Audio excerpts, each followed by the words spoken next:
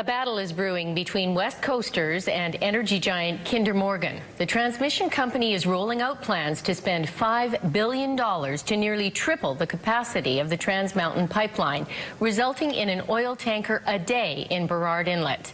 The news has caught a number of BC mayors by surprise. It's larger than the Northern Gateway proposal in Kitimat, and the local politicians are steeling themselves for a fight, saying the project is a no-win situation for beautiful BC. Brian Coxford has that story.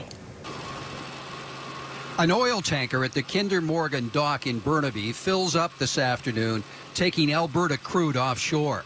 It happens at least once a week. But if the American-owned pipeline operator gets its way, we could see oil tankers in Burrard Inlet every day.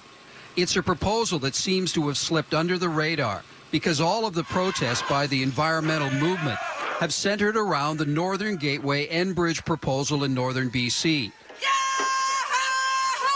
But that proposal actually calls for fewer tankers in the waters off Kitimat than in Metro Vancouver's backyard.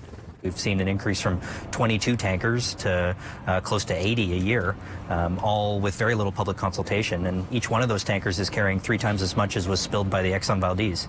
The numbers in the $5 billion Kinder Morgan proposal call for a tripling of its pipeline capacity, 160 more tankers than in Kitimat, and an expansion of the oil storage capacity near SFU in northern Burnaby. News of the plan has ignited local mayors and environmental groups who vow to fight a plan that brings possible risk to a harbor in the most populated part of BC. People come to Vancouver because it's a livable city. It's a beautiful environment. We work on our reputation as a tourist destination. I'm not sure many people are going to come to Vancouver if there's a specter of seabirds covered in oil crawling around the beaches around Stanley Park.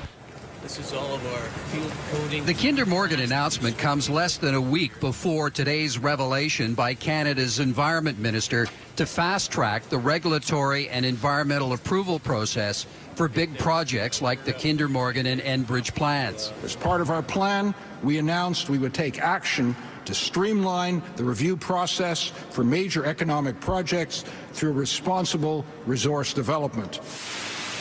For mayors like Derek Corrigan, who has already had a rupture of a Kinder Morgan pipeline in his own backyard, he's suspicious of whose side the federal government is on. This was exactly the fear that I had when the Conservative government took over with the majority, that they would be kowtowing to the interests of multinational corporations and forgetting the interests of your average Canadian citizen.